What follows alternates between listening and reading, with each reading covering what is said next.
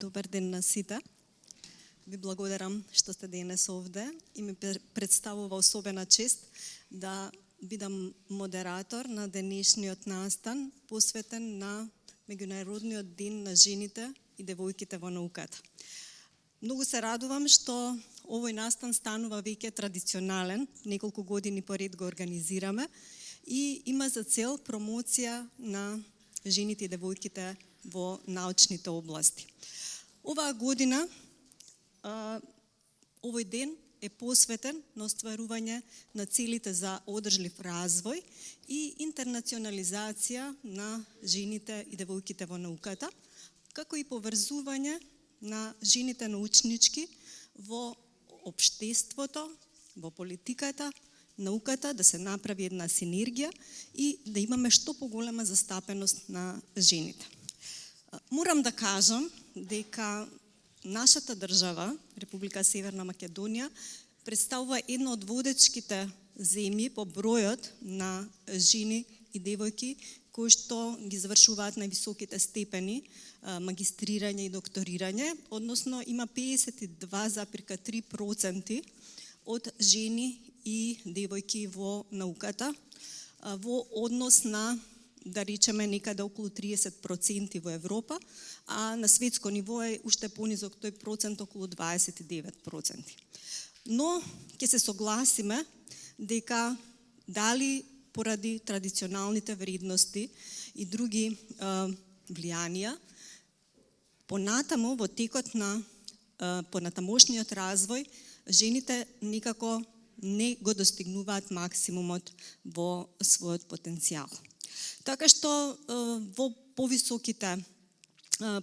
на повисоките звања се намалува процентот на жените и девојките во науката. Она што би сакала да потенцирам, дека и оваа година практично е посветен и на жените и девојките со попреченост, кои што се занимаваат со наука и како тие се справуваат со потешкотиите на кои што наидуваат во својот пат. Така што во смисла на остварување на целта на Обединетите нации Leave No One Behind, мораме да обрнеме внимание и на овие жени и девојки. Така што во текот на оваа панел дискусија денес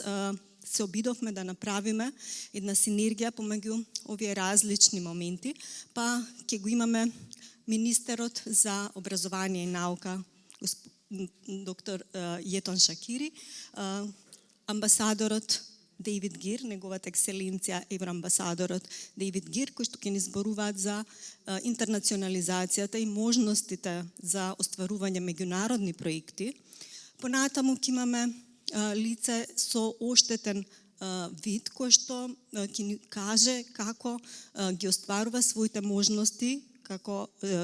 жена во науката и со кои потешкоти се соочува и секако останатите говорнички исто така ќе ни укажат на сето тоа што се случува во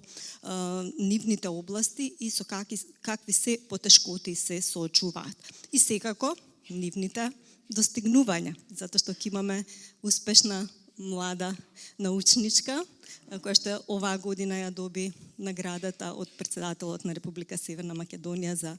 најдобар млад научник. А исто така би сакала да потенцирам дека со нас е и проректорот професор доктор Христина Спасевска, која што е учесник во голем број меѓународни проекти, Horizon, Framework,